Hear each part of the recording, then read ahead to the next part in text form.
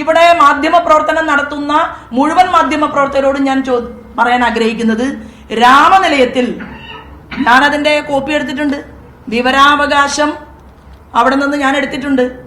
ആലപ്പുഴയിൽ ഞാൻ തെരഞ്ഞെടുപ്പിന് നിൽക്കുന്ന സമയത്ത് ഞാനൊരു പത്രസമ്മേളനം നടത്തി. ആ പത്രസമ്മേളനത്തിൽ ഞാൻ പറഞ്ഞു, ഞാൻ രാമനിലയത്തിൽ വരുന്നു, മുന്നോട്ട് നടക്കുന്നു. എന്റെ റൂമിൽ നിന്ന് ഞാൻ പുറത്തിറങ്ങി നോക്കി, ഇടത്തോട്ട് നടന്നു, അവിടെ റിസപ്ഷൻ ഉണ്ട്. അവിടെ തന്നെ മന്ത്രി രാധാകൃഷ്ണൻ നിൽക്കുന്നുണ്ടായിരുന്നു. അവിടെ രാധാകൃഷ്ണന്റെ കൂടെ പോലീസ് ഓഫീസർമാരുണ്ടായിരുന്നു. എന്റെ പത്രസമ്മേളനം പഴയത് നോക്കിയാൽ അറിയാം. തൊട്ടടുത്ത മുറിയിൽ സഖാവ് ഇ പി ജയരാജൻ ഉണ്ടായിരുന്നു. രാധാകൃഷ്ണൻ മന്ത്രിയെ കവർ ചെയ്ത് ഇങ്ങോട്ടേക്ക് നടന്നു വരാൻ പറ്റില്ല എന്ന് ഇ പി ജയരാജൻ പറഞ്ഞതുകൊണ്ടാണ് ഞാൻ പുറത്തിറങ്ങി നോക്കിയത് എന്നാണ് ആലപ്പുഴയിലെ പത്രസമ്മേളനത്തിൽ ഞാൻ പറഞ്ഞത്. അത് ഓർമ്മയുള്ളവര് അല്ലെങ്കിൽ ഒന്ന് റീവൈൻഡ് ചെയ്ത് നോക്കിയാൽ എന്റെ പത്രസമ്മേളനം, പഴയ പത്രസമ്മേളനം കിട്ടും. ഞാൻ വിവരാവകാശം എടുത്തു. ഞാൻ ഏത് റൂമാണ് ബുക്ക് ചെയ്തത്, അത് കോറിഡോറിൽ നിന്ന് വലത്തോട്ട് പോയ റൂമാണ്. രേഖകൾ ഞാൻ തരാം.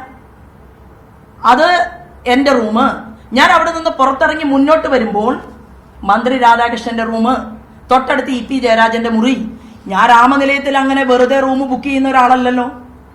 ഞാൻ എന്റെ ജീവിതത്തിൽ 3 തവണയാണ് രാമനിലയത്തിനകത്ത് പോയിട്ടുള്ളത്. 1, ശ്രീമാൻ സുരേഷ് ഗോപിയെ കാണാൻ. 2, ബഹുമാനപ്പെട്ട മുൻ ഗവർണർ ആരിഫ് ഖാൻജിയെ കാണാൻ. 3, സഖാവ് ഇ പി ജയരാജനെ കാണാൻ. ഇതിൽ കൂടുതൽ ഒരിക്കൽ പോലും ഞാൻ രാമനിലയത്തിൽ പോയിട്ടില്ല. അവിടുത്തെ CCTV ക്യാമറകൾക്ക് എന്ത് പറ്റി? ഞാൻ ലെഡ്ജറിൽ ഒപ്പുവെച്ച് ഞാൻ പണം കൊടുത്തിട്ടുണ്ട്.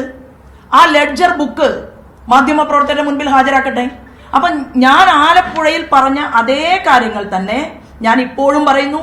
എനിക്ക് ഇങ്ങനെ കാപഢ്യമുള്ള, കള്ളം മാത്രം പറയാൻ അറിയാവുന്ന ഒരു വ്യക്തിക്ക് വേണ്ടി മറുപടി പറയാനുള്ളതല്ല എന്റെ ശബ്ദം എന്ന് പോലും കരുതുന്ന ഒരാളാണ്. പക്ഷെ മാധ്യമ സുഹൃത്തുക്കൾ വിളിച്ചതിന്റെ അടിസ്ഥാനത്തിൽ ഞാൻ ഇതിന് മറുപടി പറയാൻ വേണ്ടി വന്നു എന്ന് മാത്രമേ ഉള്ളൂ.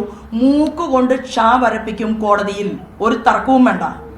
കാരണം ഇതുവരെ നട്ടലുള്ളവർക്കെതിരെ മുട്ടാൻ ഇ പി ജയരാജന് സാധിച്ചിട്ടില്ല.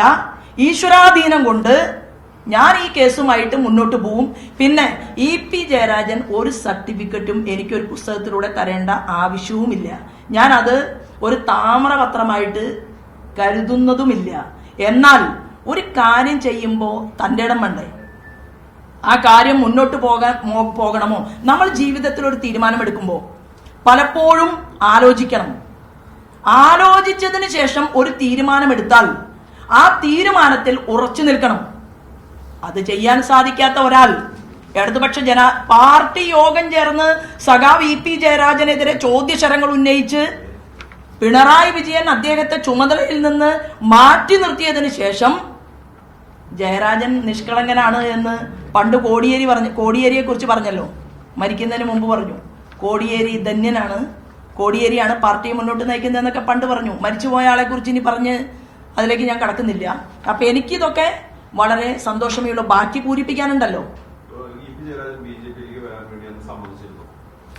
അല്ല, ഷാള് ഞാൻ പറഞ്ഞു അന്നത്തെ പത്രസമ്മേളനത്തിൽ ഞാൻ പറഞ്ഞല്ലോ. അതായത് 24 മണിക്കൂർ കൂടി കഴിഞ്ഞിരുന്നുവെങ്കിൽ കഴുത്തിൽ ഞങ്ങളുടെ കുങ്കുമഹരിത പതാക വീഴുമായിരുന്നു. അപ്പൊ അതൊന്നും ഇനി ഒരു വിഷയമേ അല്ല. കാരണം ഇപ്പോ മാർക്സിസ്റ്റ് പാർട്ടിയുടെ സംസ്ഥാന ഘടകത്തിന് ഏതൊരു കാര്യത്തെയും ഗീബൽസിയൻ സിദ്ധാന്തം പോലെ നുണയെ സത്യമാക്കി മാറ്റാനും ആടിനെ പട്ടിയാക്കി മാറ്റാനും വളരെ പ്രാഗൽഭ്യമുള്ള ആളുകളാണ്. അങ്ങനെയുള്ള ആളുകൾക്കിടയിൽ ഈ വയസ്സുകാലത്ത് പിടിച്ചു നിൽക്കാനുള്ള ഒരു ശ്രമം സഖാവ് ഇ പി ജയരാജൻ നടത്തുമ്പോൾ മാധ്യമപ്രവർത്തകർ അത് ശരിക്കും വിട്ടുകളയേണ്ടതായിരുന്നു. പിന്നെ നിങ്ങൾക്ക് തീവ്രമായിട്ട് ഈ കാര്യത്തെക്കുറിച്ച് വീണ്ടും വീണ്ടും ചർച്ച ചെയ്യണമെന്നുള്ളത് കൊണ്ട് ഞാൻ നിങ്ങളെ ഫേസ് ചെയ്യാൻ തയ്യാറാണ്. ഏത് വിഷയത്തിലും എത്ര സമയവും നിങ്ങളുടെ മുഖാമുഖം ഇരിക്കാൻ എനിക്ക് യാതൊരു കുഴപ്പവും ഇല്ലാത്തതുകൊണ്ടും ഞാൻ ഏറ്റവും കൂടുതൽ സ്നേഹിക്കുന്ന, ഞാൻ ജനിച്ചു വളർന്ന തൃശ്ശൂർ ജില്ലയായതുകൊണ്ടും അപ്പൊ ആ ജില്ലയിലുള്ള മാധ്യമ സുഹൃത്തുക്കൾക്ക് രാമനിലയവും കാര്യങ്ങളും ഒക്കെ കൂടുതൽ പരിചയമുള്ളത് കൊണ്ടും എനിക്കിതൊക്കെ പറഞ്ഞു കഴിഞ്ഞ അധ്യായമാണ്. പക്ഷെ വീണ്ടും പറയിപ്പിക്കുന്നു നിങ്ങൾ എന്ന് മാത്രമേ ഉള്ളൂ.